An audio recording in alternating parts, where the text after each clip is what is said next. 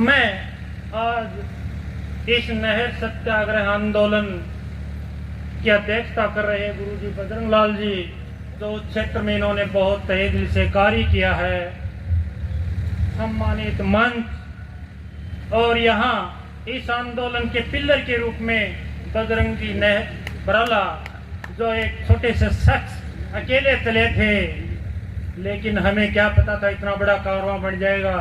बने भी क्यों नहींगा, क्योंकि प्यास तो हर इंसान को लगती है। उस प्यास का हिसाब इन सरकारों को देना होगा, आज नहीं तो कल देना होगा। लेकिन मैं आपको बता देता हूं, अब ज्यादा समय नहीं निकलेगा। क्यों नहीं निकलेगा? तुम मेरी दो बात ध्यान से सुनना। 23 तारीख को दैनिक भास्कर में आपने पढ़ा होगा, 78% जल जीवन मिशन के तहत अपना काम पूरा हो चुका है हिंदुस्तान में। 22% जन जीवन मिशन का काम नहीं हुआ है। काम कहां पूरा हो गया?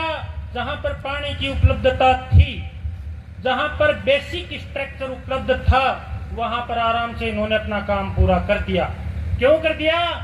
क्योंकि इनको वहां से बोट की कीमत नहीं मिलने वाली थी।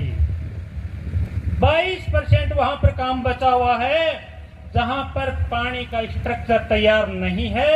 जबकि आपको यह सोचना चाहिए कि सरकारों को काम तो सबसे पहले वहां करना चाहिए जहां पर पानी नहीं है। लेकिन क्यों नहीं किया 22% में? इसलिए नहीं किया कि तुम हमें बोट देते रहो, हम तुम्हें नकली पानी देते रहेंगे। इसलिए कि तुम हमें बोट देते रहो, हम आपको नकली पानी देते रहेंगे। एक नहीं, दो नहीं, सैकड़ों साल देते रहेंगे। हमारी योजनाएं बनती हैं, हमारी पेड़ों के नीचे बनती हैं, उनकी एसी कमरों में बनती हैं। हमारा दिमाग गर्म हो जाता है, उनका दिमाग गर्म नहीं होता है। वो दिमाग से काम लेते हैं। इसलिए मैं आपको एक बात बताना चाहूंगा कि अभी हरियाणा में चुनाव चल रहे हैं।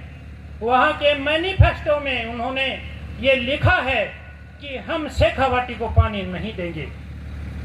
वहां शेखावाटी को पानी क्यों नहीं देंगे? जब हमने हमारे दिल को निकाल के दे दिया शेखावाटी को, वो हमारे बासिंदे जिनको हमने प्रतिनिधि बना करके भेजा था, वो आज ये बात क्यों नहीं कह रहे कि आप मैनिफेस्टो में बात क्यों ले रहे हो? हमें जवाब नहीं देना पड़ेगा जनता को। उधर बीजेपी वाले बोल रहे हैं कि हम क्या करें, हरियाणा में तो सरकार कांग्रेस की आएगी, कांग्रेस की आएगी तो आपको पानी नहीं मिलेगा। क्यों नहीं मिलेगा?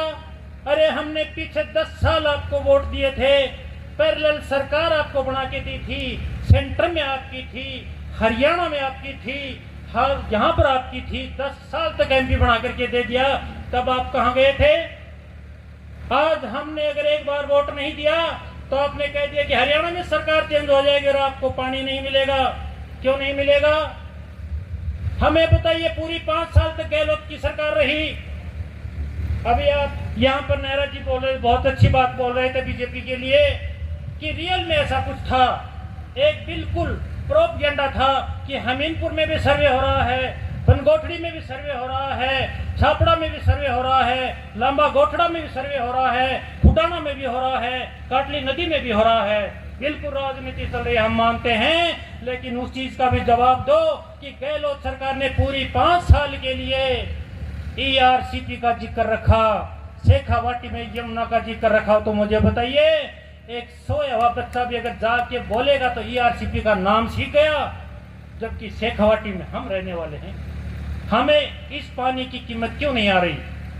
मैं आपको एक बात फिर बताना चाहता हूं, 2 मिनट लूंगा, ज्यादा नहीं लूंगा। ये वो गांव है, ये वो 8 गांव थे जिन्होंने वोट का बहिष्कार किया था। अब आप मुझे बताइए, बीजेपी की भी सरकार बन गई, हमने कांग्रेस के सांसद भी दे दिए, और अगर 5 साल में पानी नहीं आए तो वोट किसको दोगे? मुझे ये जवाब दे दो, आप किसको दोगे? आज तीनों सांसद क्यों जाके लोकसभा में नीचे पैर नहीं फैला देते कि हमें तो सिर्फ चाहिए तो यमुना का पानी चाहिए, बाकी कुछ नहीं चाहिए। पानी चाहिए, कुछ नहीं चाहिए, हमें संतोष हो जाएगा। और पकड़ो अपना इस्तीफा, हमें कुछ नहीं चाहिए, जनता फिर चुन देगी, क्या दिक्कत आ रही है। लेकिन ऐसा कुछ करके तो देखो, स्वार्थ से बाहर निकल के तो देखो।